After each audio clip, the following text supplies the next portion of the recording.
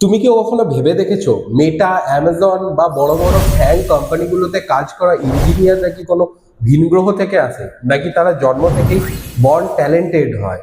এমন জিনিসটা আমিও ভাবতাম, কিন্তু তারপর আমি লিঙ্কডইনে 50 জন ফ্যাং ইঞ্জিনিয়ারের প্রোফাইল ভালোভাবে ভিজিট করে দেখি এবং প্রত্যেকের প্রোফাইলে আমি কিছু কমন প্যাটার্নস লক্ষ্য করতে পারি। এই প্যাটার্নগুলো ফলো করে আমরাও কোনো ফ্যান কোম্পানি ক্র্যাক করতে পারি। আর সবচেয়ে মজার ব্যাপার কি জানো, এই 50 জন ইঞ্জিনিয়ারের বেশিরভাগ জনই টিয়ার 1 কোনো কলেজ থেকে আসেনি। তারাও আমার তোমার মতোই কোনো নর্মাল কলেজ থেকেই পাস আউট। তো চলো শুরু করি। আমি অর্ণব, আর আজকের ভিডিওতে আমরা আলোচনা করব লিঙ্কডইনের 50 জন ফ্যাং ইঞ্জিনিয়ারের প্রোফাইলের কমন প্যাটার্ন। পয়েন্ট 1, তারা কেবলমাত্র পারফেক্ট হওয়ার জন্য অপেক্ষা করেন, তারা খুব তাড়াতাড়ি নিজেদের শুরুটা করেছিল। অর্থাৎ আমাদের মধ্যে অনেকেরই ধারণা রয়েছে যে আরেকটু বেটার ভাবে প্রিপেয়ার হই, তারপর ইন্টারভিউ এর জন্য ট্রাই করব বা জব সার্চের জন্য ট্রাই করব। কিন্তু আমি যে 50 জন ফ্যাং ইঞ্জিনিয়ারের প্রোফাইল ভিজিট করলাম, তাদের মধ্যে 38 জনের মধ্যেই আমি একটা বিষয় লক্ষ্য করলাম যে অনেকেই কিন্তু প্রথমে জবটা শুরু করেছিল কোনো আউটসোর্সিং ফার্ম থেকে বা কোনো ছোট সার্ভিস বেসড কোম্পানি থেকে। অর্থাৎ তারা পারফেক্ট হওয়ার জন্য নিজেদেরকে ধরে রাখেনি, তারা প্রথমেই শুরু করেছিল।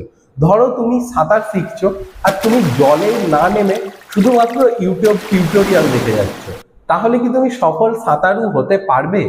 মোটেই না। জব সার্চিংটাও কিন্তু এরকমই, তুমি শিখতে থাকো, স্কিল ডেভেলপমেন্ট করতে থাকো, কিন্তু তার সাথে সাথে সুযোগ খোঁজাটাও চালু রাখ। পয়েন্ট 2, তারা সবকিছু জানতো না, কিন্তু একটা জিনিস খুব ভালোভাবে জানতো।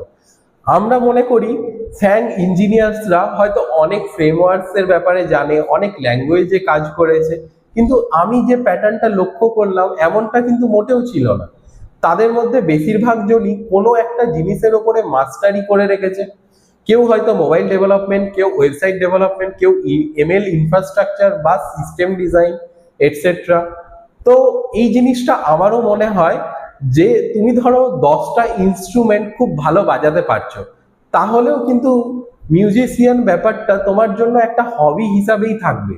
কিন্তু তুমি ধরো একমাত্র গিটার খুবই খুবই ভালোভাবে বাজাতে পারছো আরো 5টা ছেলের থেকেও বেটার ওয়েতে, তুমি কিন্তু তখনই একমাত্র নিজেকে মিউজিশিয়ান হিসাবে গণ্য করবে এবং লোকেও তোমাকে মিউজিশিয়ান হিসাবে চিনবে।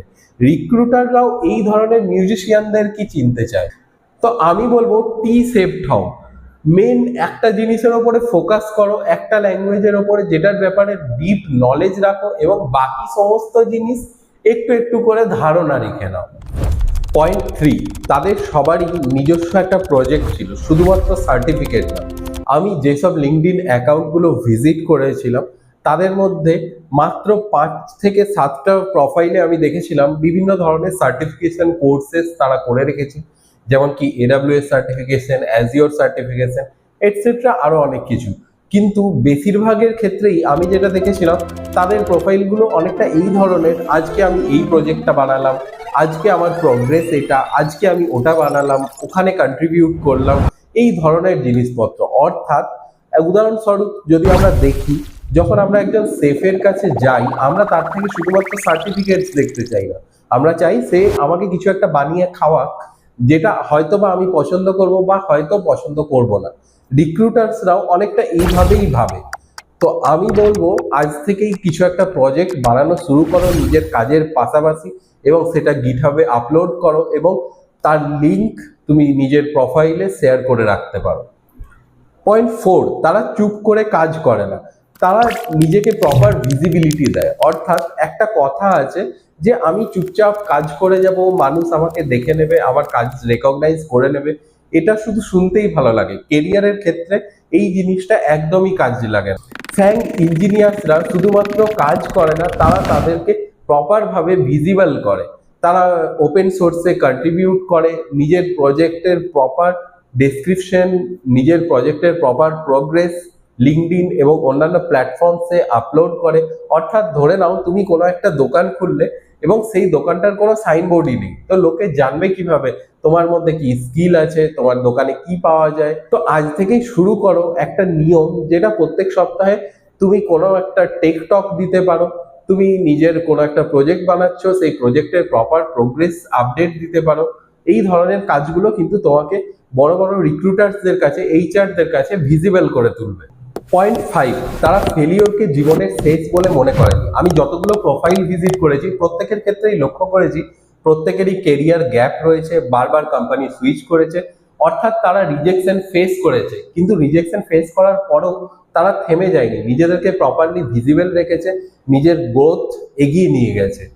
থমাস এডিসন যখন বাল্ব তৈরি করেছিলেন তিনি 1000 বার ফেল করেছিলেন, কিন্তু তারপরেও যখন তাকে জিজ্ঞেস করা হয় এই ব্যাপারে, তিনি বলেন তিনি 1000টা এমন পথ তৈরি করেছিলেন বা আবিষ্কার করেছিলেন যার দ্বারা বাল্ব জ্বলে না বা বাল্ব তৈরি হয় না।